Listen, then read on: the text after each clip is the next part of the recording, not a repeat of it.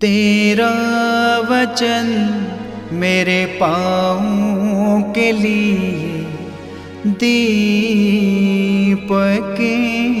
है और मेरे मार्ग का उजियाला है। तेरा वचन मेरे पाँवों के लिए दीपक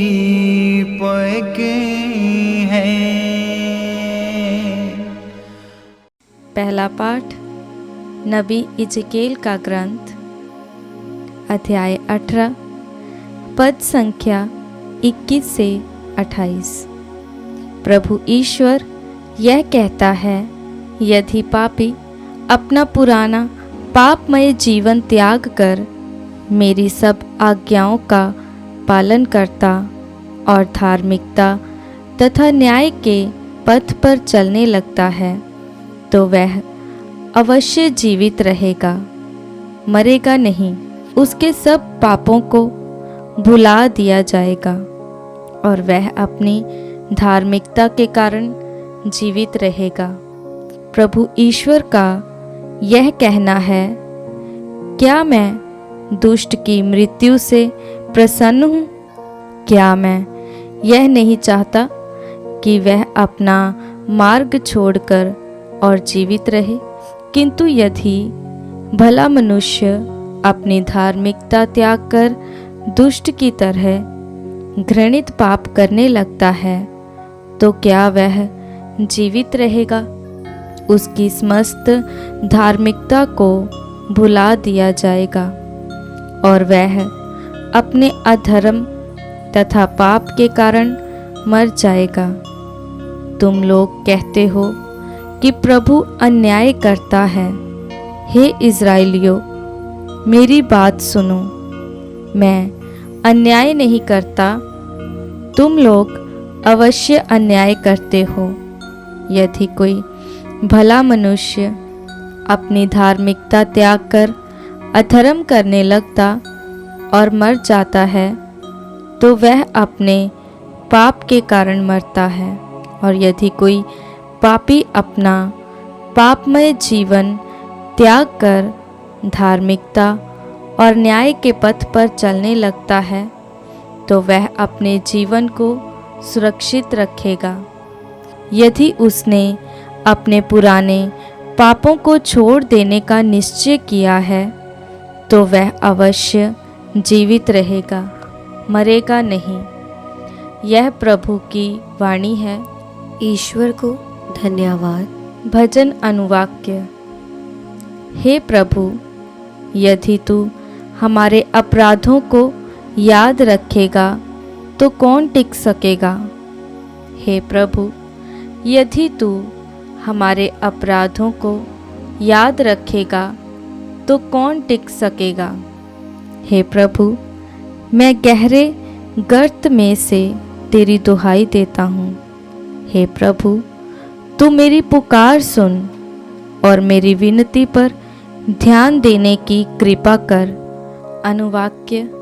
हे प्रभु, यदि तू हमारे अपराधों को याद रखेगा तो कौन टिक सकेगा?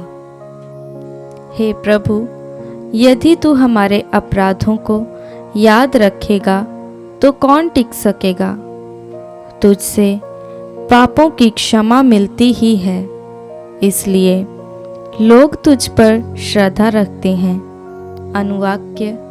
हे प्रभु, यदि तू हमारे अपराधों को याद रखेगा तो कौन टिक सकेगा?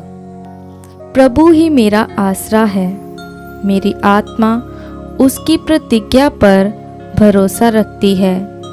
भोर की प्रतीक्षा करने वाले पहरेदारों से भी अधिक मेरी आत्मा प्रभु की राह देखती है। भोर की प्रतीक्षा करने वाले पहरेदारों से भी अधिक इज़राइल प्रभु की राह देखता है। अनुवाक्य। हे प्रभु, यदि तू हमारे अपराधों को याद रखेगा तो कौन टिक सकेगा। क्योंकि दया सागर प्रभु उदार पूर्वक मुक्ति प्रदान करता है। वह इज़राइल को सब अपराधों से मुक्त करेगा। अनुवाक्य। हे प्रभु, यदि तू हमारे अपराधों को याद रखेगा तो कौन टिक सकेगा। जय घोष। प्रभु कहता है, अपने पुराने पापों का भार फेंक दो, एक नया हृदय और एक नया मनोभाव धारण करो। पवित्र सुसमाचार संत मत्ती के अनुसार अध्याय 5 पद संख्या 20 से 26। यीशु ने अपने शिष्यों से कहा, यदि तुम्हारी धार्मिकता शास्त्रियों और फरीसियों की धार्मिकता से गहरी नहीं हुई तो तुम स्वर्गीय राज्य में प्रवेश नहीं करोगे। तुम लोगों ने सुना है कि पूर्वजों से कहा गया है, हत्या मत करो। यदि कोई हत्या करे तो वह कचहरी में दंडे के योग्य ठहराया जाएगा।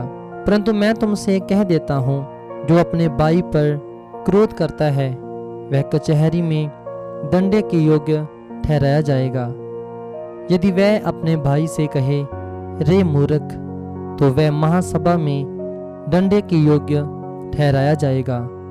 और यदि वह कहे, रे नास्तिक, तो वह नरक की आग के योग्य ठहराया जाएगा।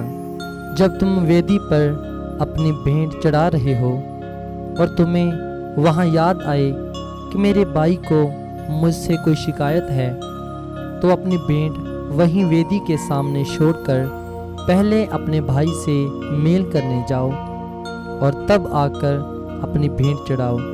कचहरी जाते समय रास्ते में ही अपने मुद्दई से समझौता कर लो, कहीं ऐसा ना हो कि वह तुम्हें न्यायकर्ता के हवाले कर दे, न्यायकर्ता तुम्हें प्यादे के हवाले कर दे और प्यादा तुम्हें बंदी गृह में डाल दे।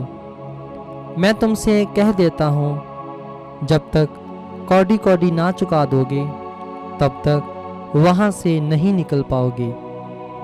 यह प्रभु का पवित्र सुसमाचार है। क्रिस्त की जय।